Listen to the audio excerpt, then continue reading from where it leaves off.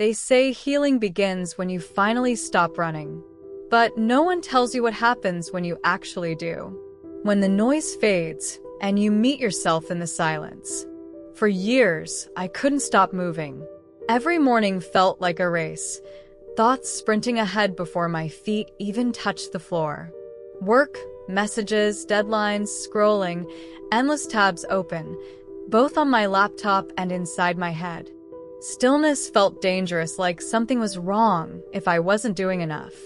So I filled every quiet space with noise, podcasts, playlists, notifications, people. I was scared of what I might hear in the silence. But one day, I just stopped. Not because I wanted to, but because I was too tired to keep up. It wasn't burnout that broke me. It was the realization that I couldn't remember the last time I felt calm. So I sat. No goals. No plans. Just stillness. And for the first time, I felt the weight of everything I'd been avoiding. The first few days were loud, not outside, but inside. My mind screamed, listing everything I should be doing. But slowly, like waves retreating after a storm, the noise softened. I began to notice things I'd forgotten. The rhythm of my breath, the hum of the world around me, the feeling of air moving through open windows. Doing nothing wasn't easy. It felt like unlearning a language I'd spoken all my life. The language of hurry, of proving, of performing. But the more I practiced stillness, the more I began to see my body wasn't broken. It was just tired of trying to keep up with a world that never rests. There's science behind that too. When you pause, your nervous system shifts from fight or flight to rest and restore.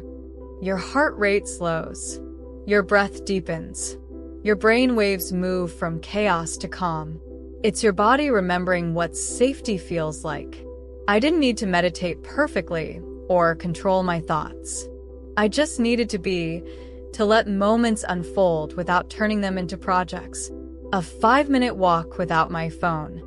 A quiet breakfast without background noise. A night sky without trying to capture it for a post. Stillness became my teacher. It showed me that peace isn't found by escaping the world, but by being fully present in it. That I don't need to chase healing. Sometimes it arrives when I stop running. Now, when life feels heavy, I return to that stillness. Not as an escape, but as a homecoming. A reminder that the quiet parts of life are not empty. They're full of everything that matters. If you've been feeling overwhelmed, anxious, or disconnected, maybe this is your sign to pause, to breathe, to stop trying to fix yourself, and simply listen. Because stillness doesn't demand anything from you. It only asks that you show up. So take a moment after this video ends. Put your phone down, close your eyes, and just be still.